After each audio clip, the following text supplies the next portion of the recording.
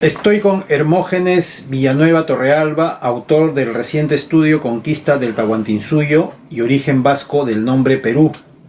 Yo te conozco, Hermógenes, ya muchos años, hemos compartido algunas experiencias literarias en Chimbote y sabía que habías publicado anteriormente otro estudio, Traición y Fraude al Perú y Huaylas, que también es un estudio que tiene que ver con los pormenores relacionados a la Confederación Perú-Boliviana, y haces ahí un gran descubrimiento. Y yo creo que eso es lo que te mueve a ti en historia, Hermógenes, porque siempre te gusta ir detrás de un tema en el cual hay dudas, en el cual hay secretos, hay datos escondidos, y yo creo que esa es la historia del Perú, ¿no es cierto?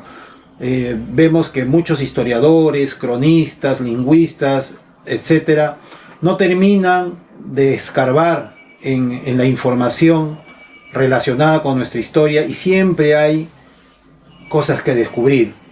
Cuéntanos un poco cómo es tu inquietud, tu iniciativa de ir detrás de esta información que todavía no termina de contarnos bien la historia de nuestro país.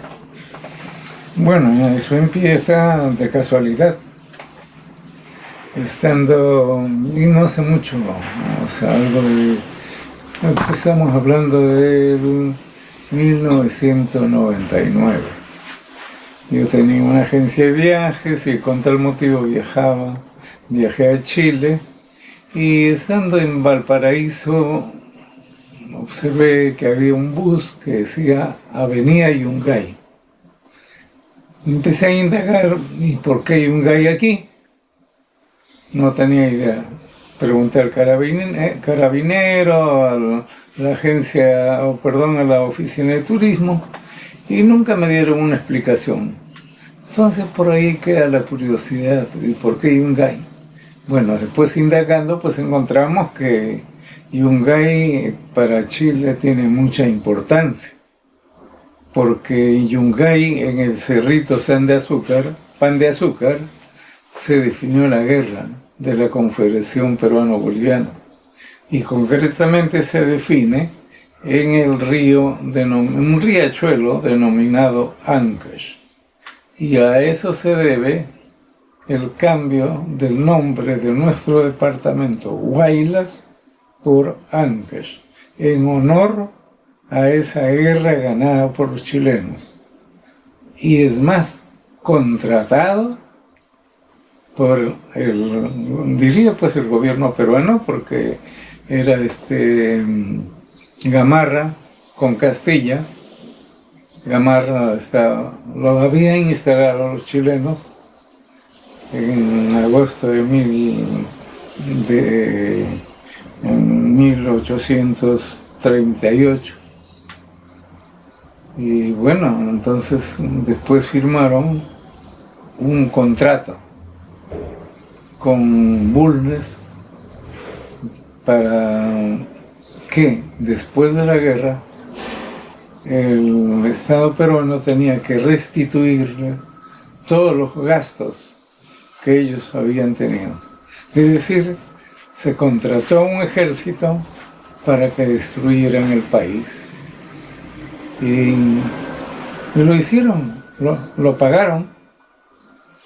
No se retiraron del país porque la batalla se define el 20 de Yungay, el 20 de enero de 1839, y ellos no se retiraron.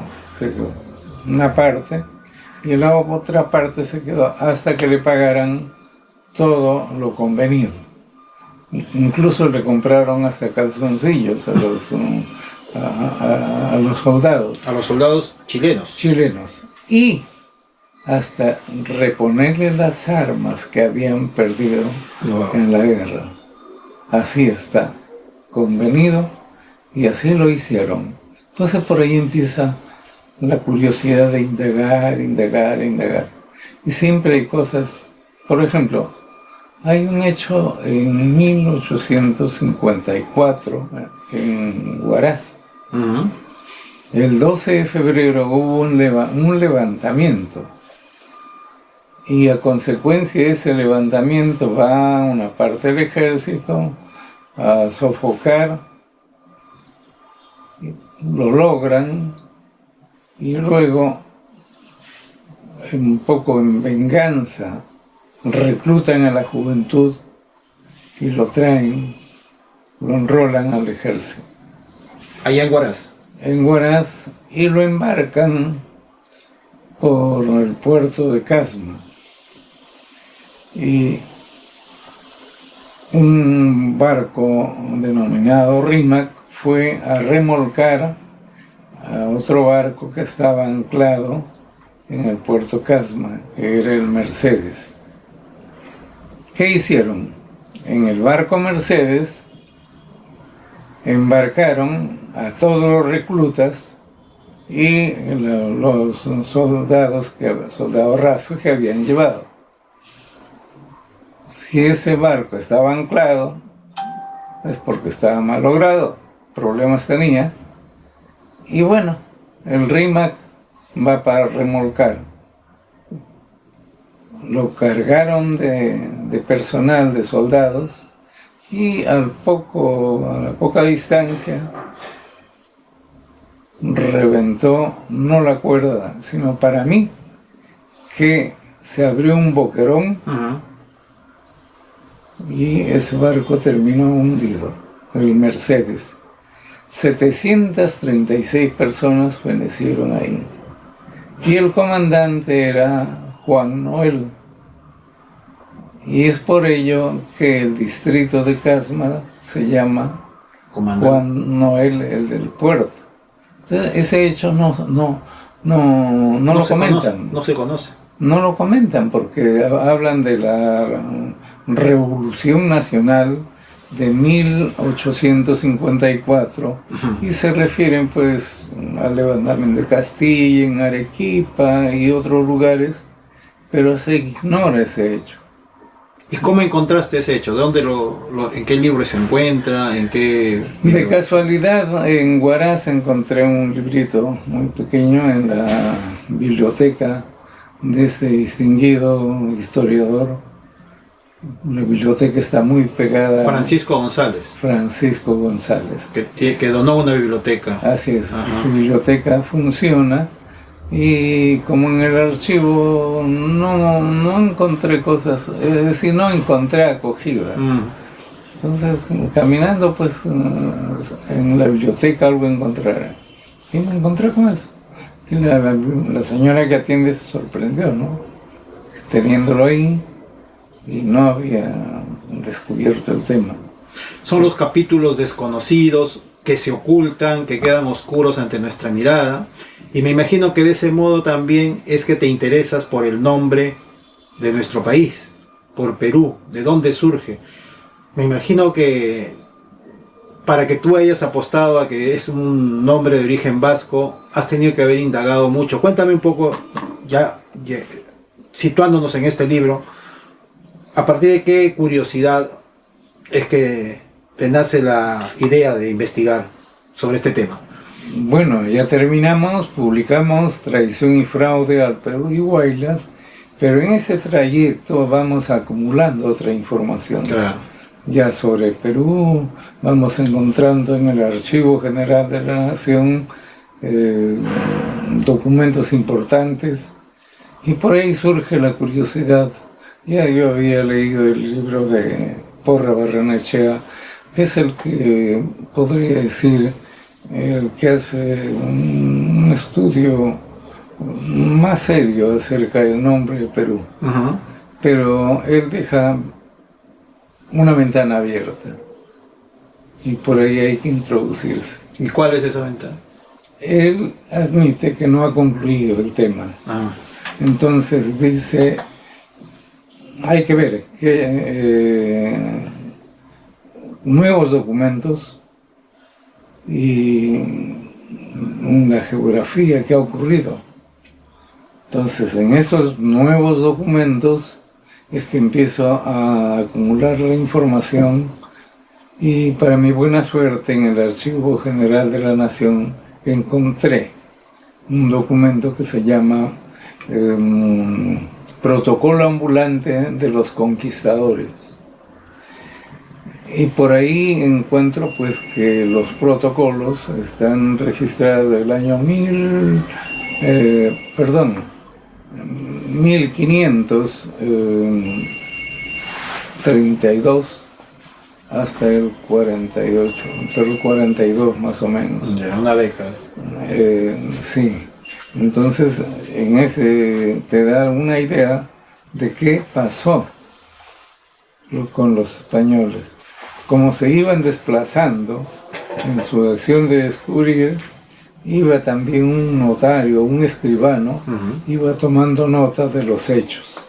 Contratos, ventas y todo ello. Préstamos, y eso está registrado en ese protocolo ambulante. Entonces por ahí, y bueno, ya tenemos lo de Porra Barnechea, que es lo de Perú, pero eso no nos satisface la explicación que encontrar que un indio al sur de Panamá se llama Virú, pero después corrompido se transformó en Perú. Pero ¿quién hace eso? Pascual de Andagoya. Y Pascual de Andagoya es vasco, de Álava. Bueno, pues empieza la curiosidad, ¿por qué? Pero a su vez él niega. Dice, no existe lugar alguno que se llame Perú. Entonces, él admite que es producto de la versión que trajo y corrompido en Panamá se llamó Perú. Pero luego ya seguimos indagando y encontramos, ya pues siguiendo un poco a Andagoya, encontramos que en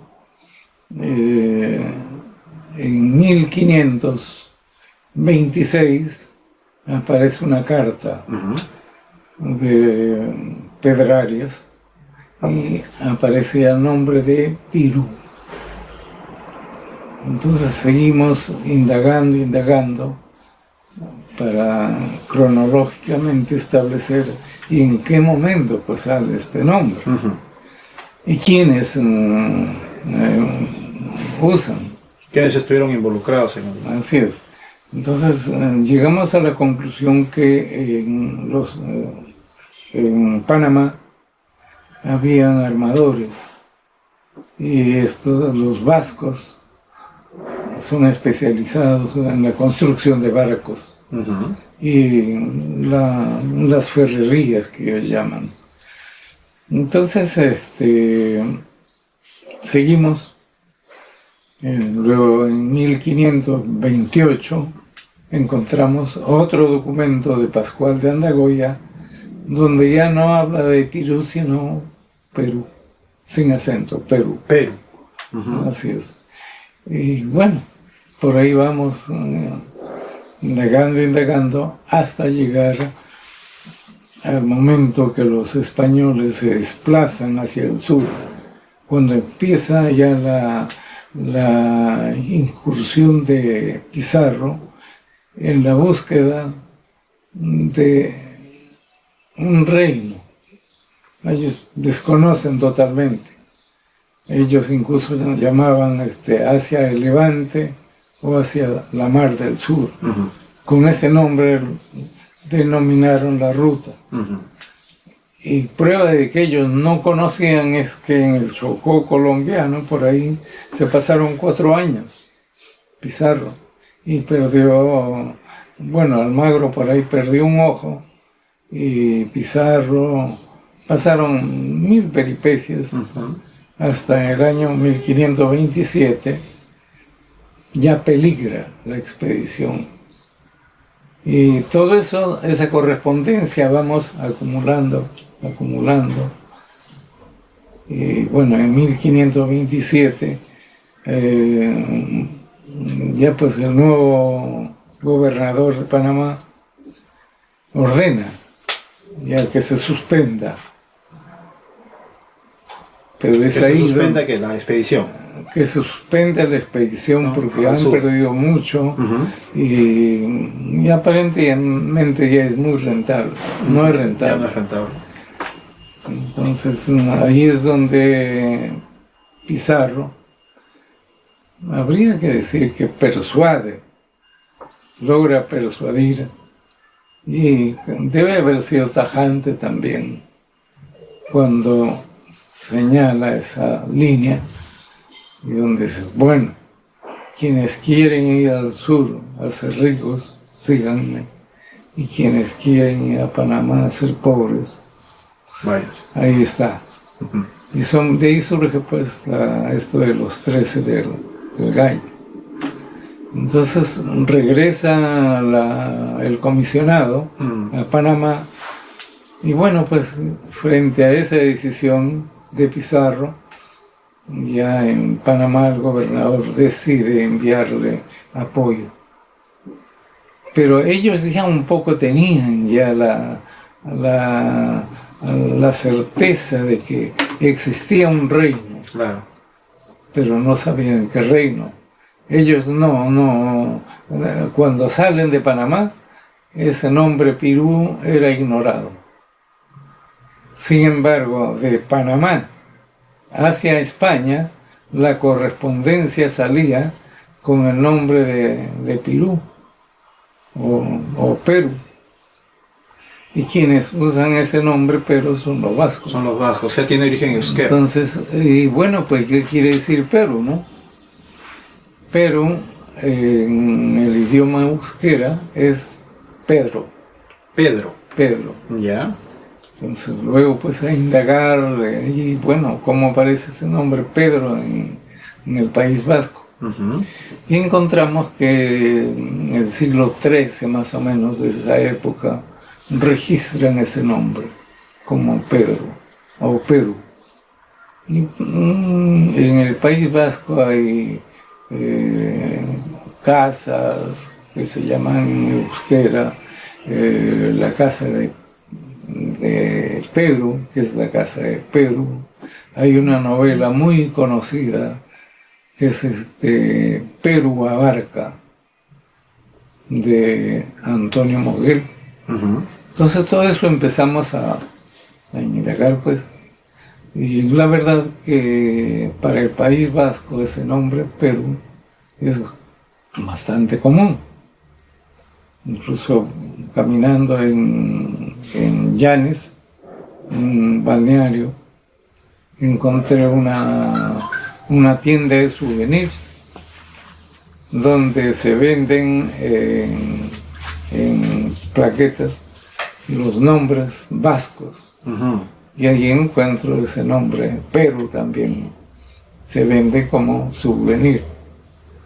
Entonces, todo ello nos lleva a la conclusión de que el nombre de Perú tendría en el País Vasco y es originario de su lengua, el euskera. Ahora, ¿se podría decir que eso se oficializa cuando se firma la capitulación de Toledo? Porque entiendo de que Pizarro va a España y firma un tratado, una capitulación con los reyes de España, y ahí ya creo que se menciona como Pirú, si no me equivoco. ¿Eso podría ser una suerte de oficialización o todavía el nombre no terminaba de definirse? Sí hay que darle un punto de partida oficial. La capitulación de Toledo sería la que fija el nombre, pero no como Perú, sino como Pirú. Pirú. Y ahí hay un error. Cuando transcriben los documentos, los originales, ya le ponen Perú, no Pirú como está.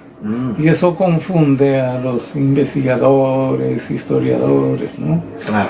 Para mi buena suerte, estando en Trujillo, Extremadura, me acerqué al archivo de Trujillo y muy gentilmente María López Stoll, en una breve conversación, me atendió y me dijo: mira, yo tengo la transcripción del original de la capitulación de Toledo. En ese momento no lo tenía, pero después me lo envía por correo electrónico.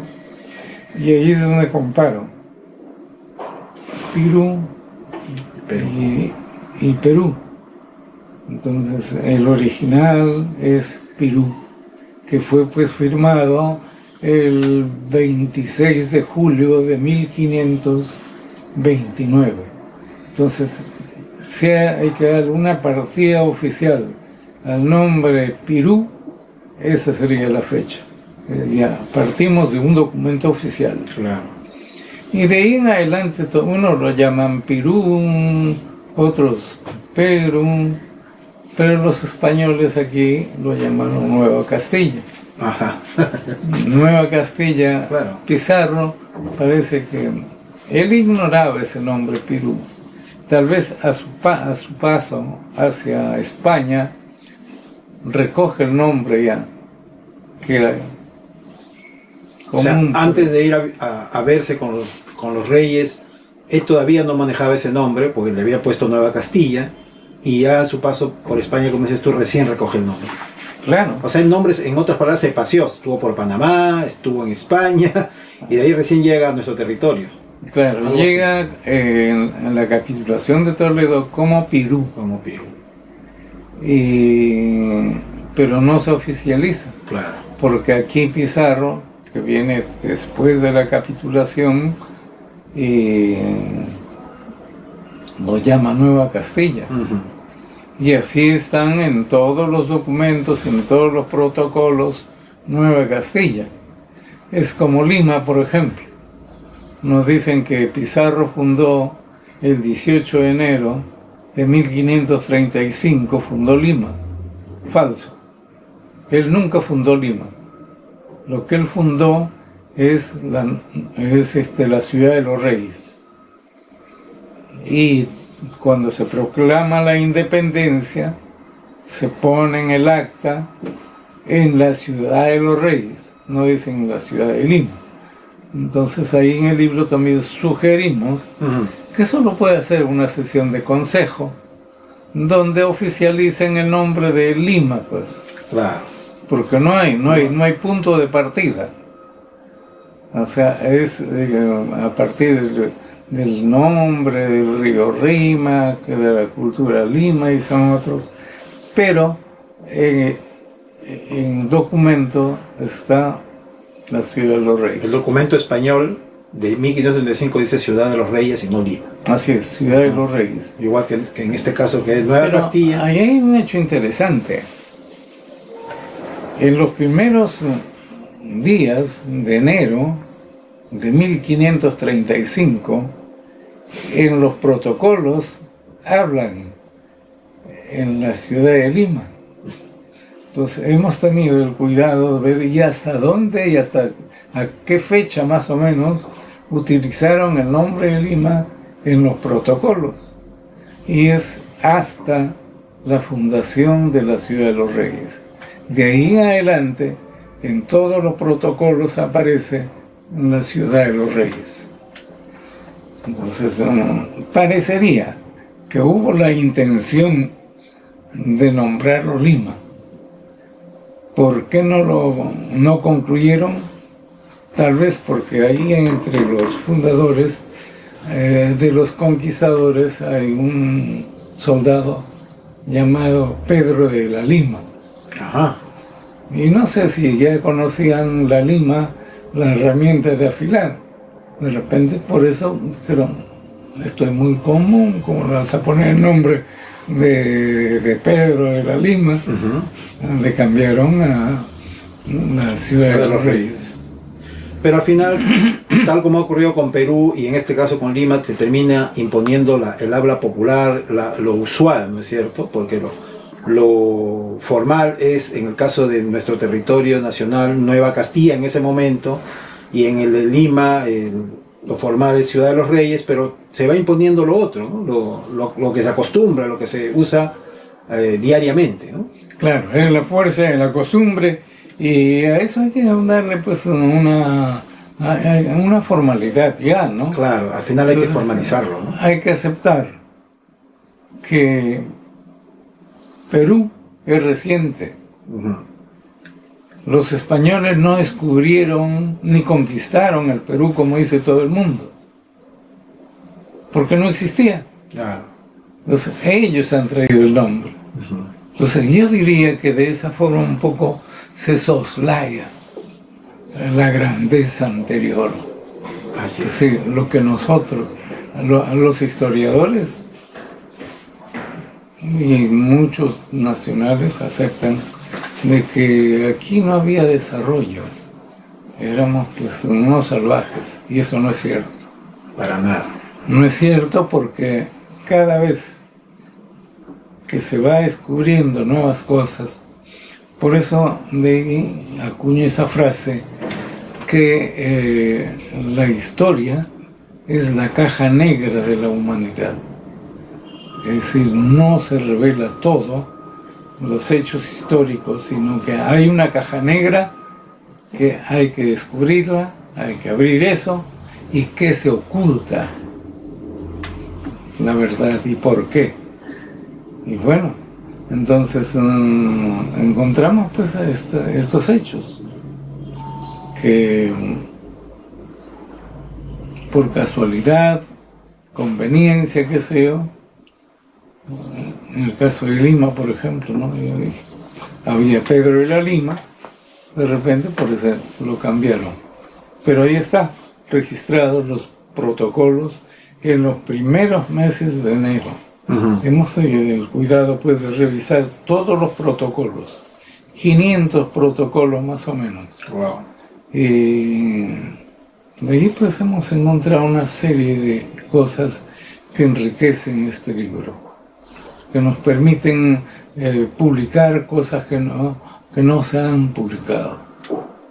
Yo creo que lo del protocolo ambulante de los conquistadores que se menciona en el libro es un descubrimiento, bueno, debe muchos historiadores conocerlo, haber escuchado o haberlo visto, pero creo que no se ha citado mucho, ¿no?, en los libros de historia, porque es interesante saber, como tú dices, que ahí están los convenios, contratos, ventas, préstamos, etcétera, y a partir de ese tipo de documentos formales también se puede hacer una lectura particular de la historia, ¿no es cierto?, de la formación de nuestro país.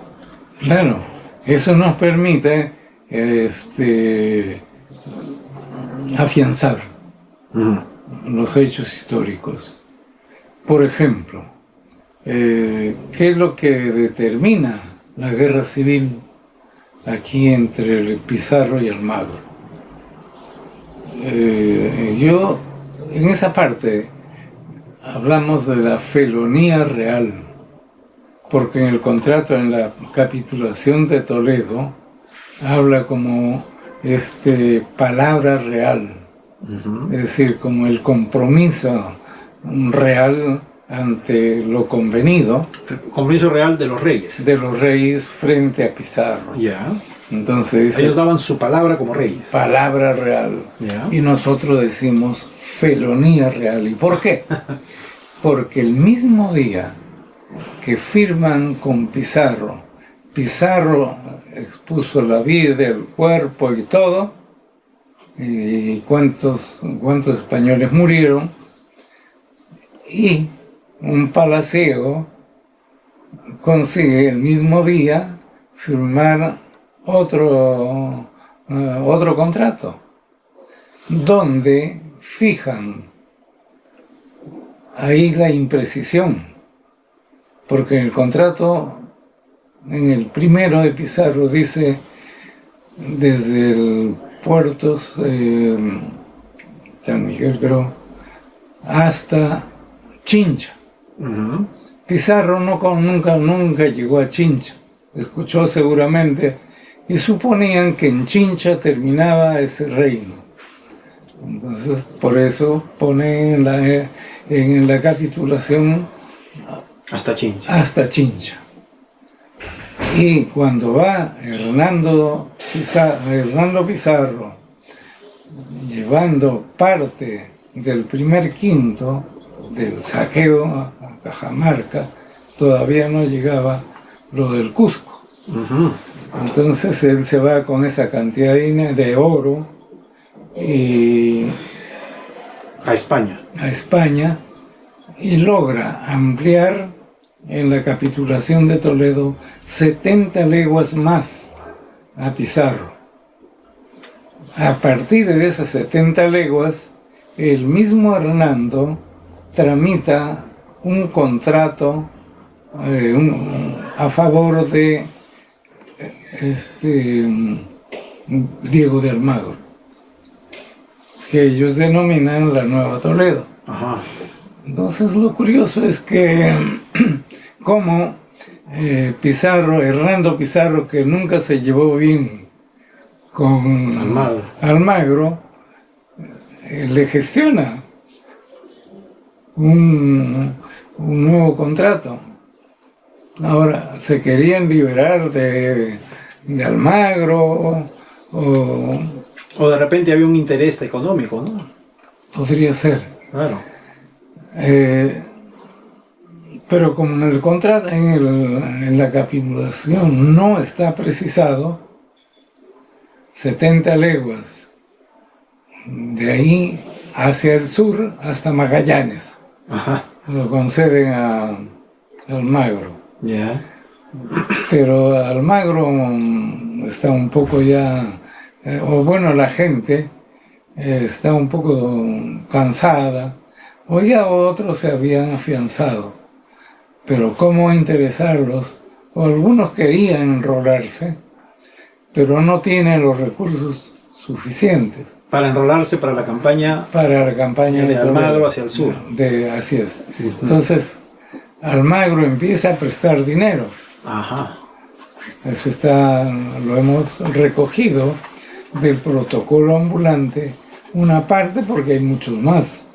Entonces empieza a otorgar préstamos con la esperanza, porque ahí lo dice, todos se comprometen a pagar con la fundición del oro que van a encontrar.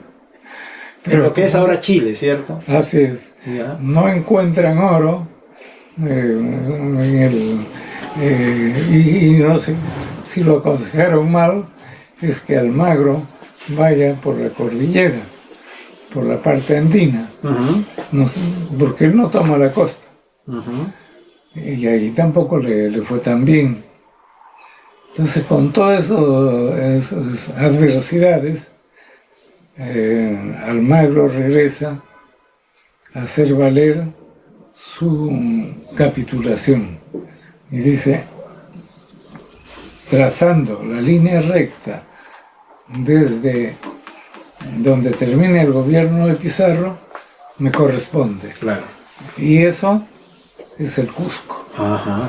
Por eso él viene y toma el Se Cusco. toma el Cusco. Y por ahí empieza la guerra civil. Ajá. Y bueno, ahí encontramos algo interesante, ¿no? Creo que Pizarro no era un tipo tan perverso. Hemos encontrado una carta, por ejemplo, de un colaborador, probablemente se retira, se va a España, y él envía una carta al rey recomendando a su amigo, que ha colaborado, ha participado, y le den pues todas las facilidades, ¿no?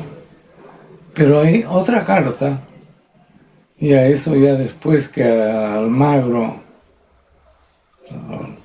lo ajusticiaron, y por eso Pizarro estuvo preso más de 14 años en España. Ujú.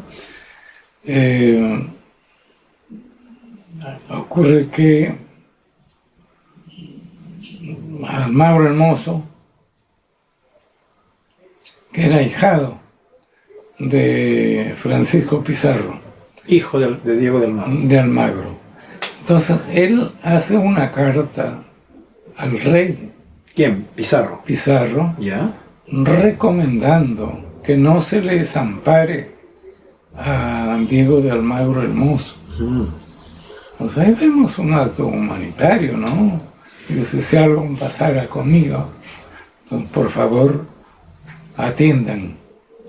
Que algunas veces han obrado mal conmigo, pero háganlo en memoria a su padre. Esa carta recomiendo. Y fue pues Diego de Almagro Hermoso el que consuma la muerte de su padrino. Así es. Cosas de los conquistadores. La codicia es muy fuerte. La codicia mueve y distorsiona la conducta humana. Ahí hay un capítulo, no es capítulo,